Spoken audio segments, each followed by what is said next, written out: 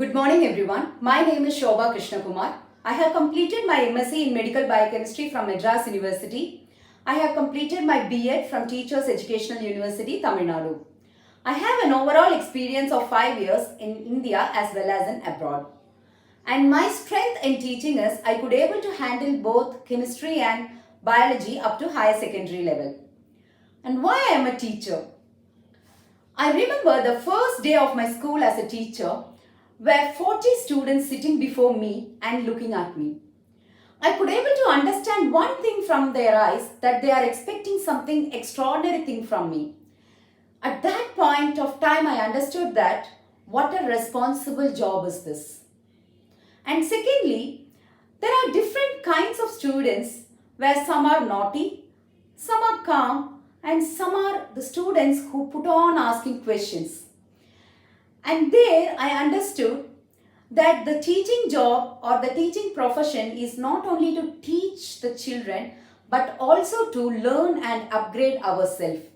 And also we have to know the innovative things or innovative methods of teaching different kinds of students to handle them in a different ways. So I like this innovative methods and I like to learn different things and different kinds and modes of teaching as well as to upgrade me for the development of children. And now I start with my demo class. I'm going to explain about the chemical properties of metals and non-metals. Chemical properties of metals and non-metals.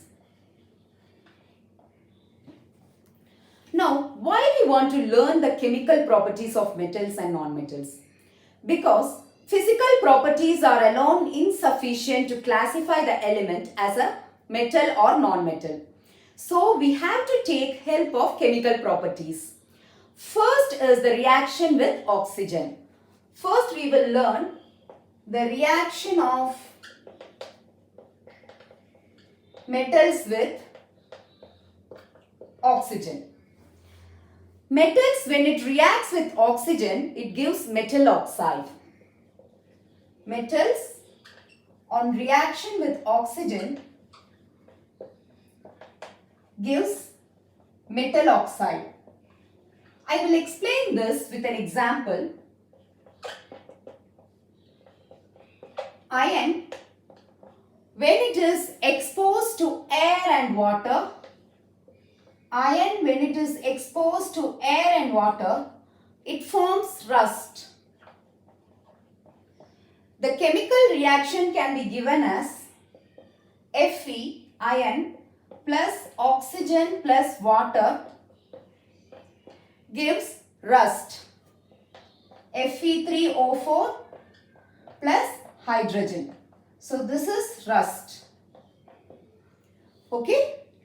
The second example is magnesium ribbon. Magnesium ribbon burns in air producing magnesium oxide. Magnesium ribbon, when it burns in air, it gives magnesium oxide. So this is magnesium oxide. Okay. The third example is copper.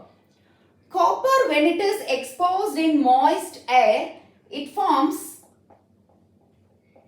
CuO. Okay, copper oxide. See, you can see here in this copper water bottle, some of the green color, isn't it? The green color has been formed over the copper bottle. Okay, so copper, when it is exposed to moist air, it forms green color coating on its surface, which is called as CuO. To understand the nature of oxides formed by metals, that is, if it is acidic or basic, we have to perform an activity. So we will go into that activity now. So now I have taught you about three oxides, right? One is Fe3O, Fe3O4. The other one is MgO, which is magnesium oxide. The other one is CuO. Now we have to know these oxides are acidic or basic, right? So before going into this, please remember, if a solution, that means if in a solution red litmus paper turns blue, then the solution is basic.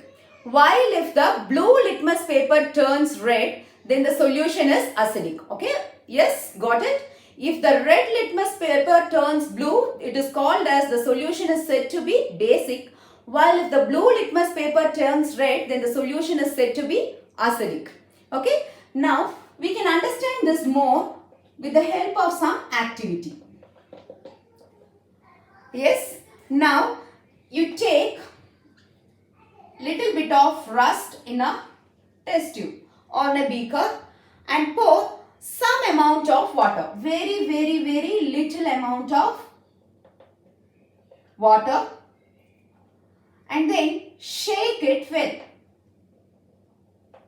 Yes, and then shake it well. Now, dip both the blue and red litmus paper into it. Okay, dip both red and blue litmus paper. Now you can see the observation that the red litmus paper turns blue. Okay, and you can also notice that blue litmus paper have no change. Okay, so observation is red litmus paper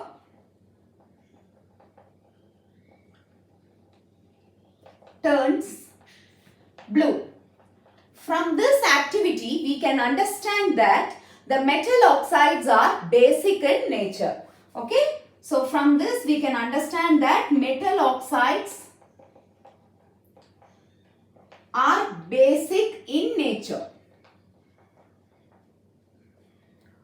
Okay, so the same is with similarly we can see the same is with magnesium oxide also. When the magnesium oxide with water, it forms a solution where if you dip the blue litmus paper in it, you cannot see any change with it. But when we dip the red litmus paper into it, immediately you can see that the red litmus paper turns blue. Okay, from this we can understand that the metal oxides are basic in nature. Now, we also want to know about the reaction of non-metals. Okay, the reaction of non-metals with oxygen.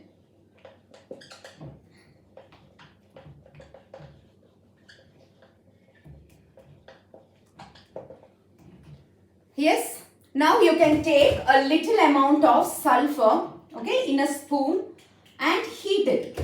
Take a little amount of sulfur and heat it. Now you put it into a glass beaker or something and close the lid.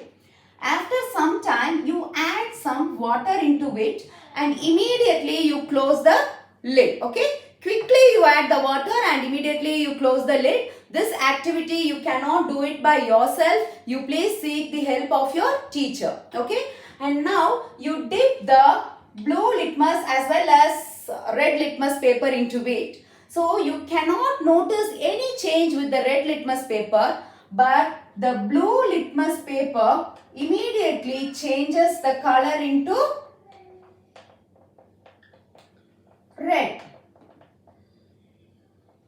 Okay, the blue litmus paper changes into red. This means the non-metal oxides are acidic in nature. This explains that the non-metal oxides are acidic in nature. So from this we can understand or we can know whether an element is metal or non-metal. The oxides of non-metal is acidic in nature and the oxides of metal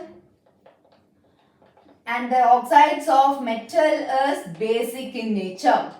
Okay, clear? I hope you understood the topic and thank you very much for this wonderful opportunity.